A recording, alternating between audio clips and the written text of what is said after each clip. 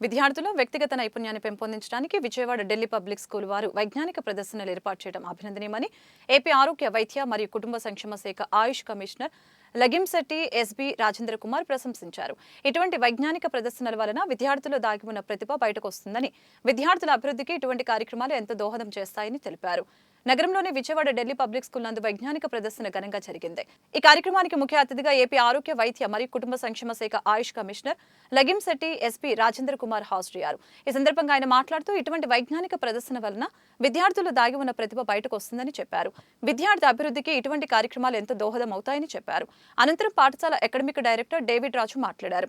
విద్యార్థుల్లో వ్యక్తిగత నైపుణ్యాన్ని పెంపొందించడానికి పాఠశాల యాజమాన్యం వారు ఇటువంటి కార్యక్రమాలను ఎన్నిటినో నిర్వహిస్తున్నారని అన్నారు. విద్యార్థులు అనేక రకాల నమూనాలను శ్రద్ధగా తయారు చేశారని తెలిపారు. ఈ కార్యక్రమంలో విద్యార్థులు అత్యంత ఉత్సాహంగా పాల్గొని నమూనాలను ప్రదర్శించారు.